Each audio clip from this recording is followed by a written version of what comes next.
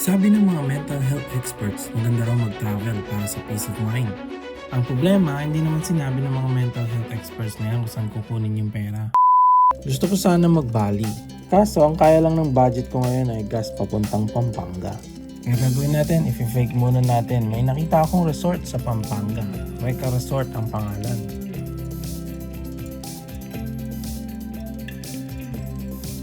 Pumunta kaming Pampanga para i-try ang isa sa mga rising resorts ngayon na sinasabi nila ay Bali-inspired.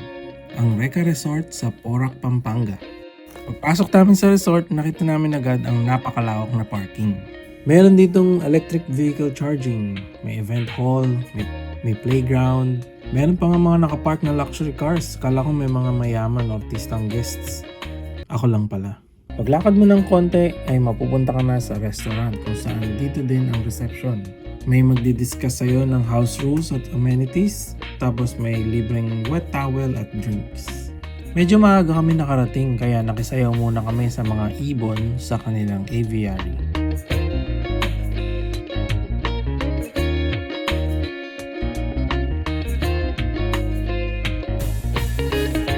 Pagkatapos mag-check-in ay hinatid na kami sa villa. Oh, may papayong pa, di ba? Ang highlight ng punta namin ay ang binook namin na room. Ang tawag nila dito ay Executive Glass Villa. Pagpasok namin sa room ay may king-sized bed. Kahit hindi naman kami hari, feeling lang. May libreng towel, toiletries, may coffee, may electric kettle, merong wine at wine glass na hindi namin alam kung libre ba to. May mini fridge na bawal iuwi pero yung tubig pwede inumin. May TV nga rin pala sa room, smart TV, may Netflix at YouTube. May slippers and 2 baliw. Ilang tumbling lang mula sa kama ay ang CR. May sink with mirror, tissue, toilet, may heated shower din na may kasamang plant sa gilid. So habang naliligo ka, nakakadilig ka pa ng halaman. Habang naliligo ka din pala o nagna number 2 ay pwede mong kamustahin yung mga kasama mo. What makes this unique is the outside. Wow, English. Sa labas, meron ding tables and chairs. At nakasabit na hammock. Meron ding dipping pool, yan ang nagpawaw sa amin. Labas na tayo ngayon. View ito sa bandang restaurant. May live music kasi kapag weekend pwede ka manood. Tapos sa likod ng area na to ay nandito naman ang kanilang public pool. Hindi ko nga lang sure kung may time pa kami mag-swimming.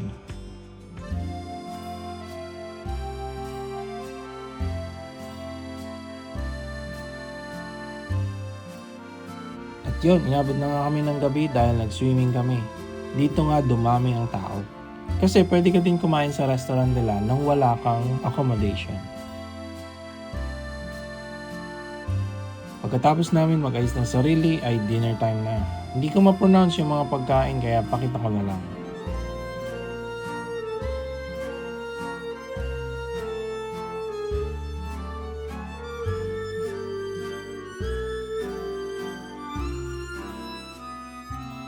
May kinakantahan din pala ng birthday yung staff. Kala nga namin libre nila yung food eh. Cashless nga pala dito, parang ako. Cashless nga pala dito kaya online ang bayaran kahit sa restaurant. Pagkakain ay nag-ikot-ikot muna kami. Merong fish spa, may mini golf, marami pa silang services or offers na pwede mong kunin.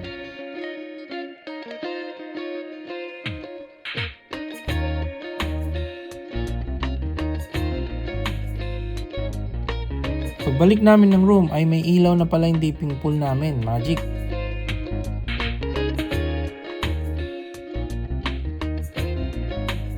May free wifi nga pala sila. Pero habang kinukuhanan ko ng shot ng wifi password ay parang napansin ko ang ganda ng kisame. Wala lang, na-appreciate ko lang. Very cozy at ang ganda, tahimik ng paligid.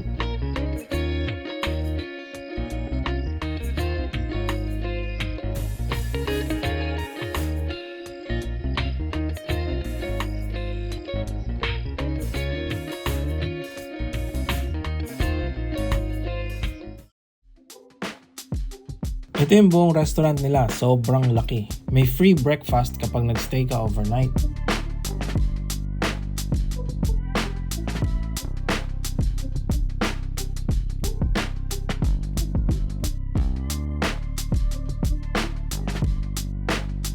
After breakfast ay nag-explore ulit kami. Marami pa silang iba't ibang uri ng accommodations.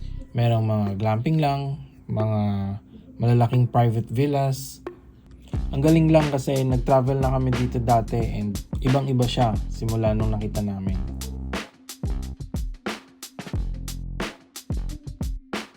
So ayun, Reka Resort, maganda? Oo. Bola lang yan. Worth it? Siguro. Depende sa kung anong uri ka ng tao. Bago mag-checkout ay na-realize ko lang maraming iba't ibang uri na nagta-travel.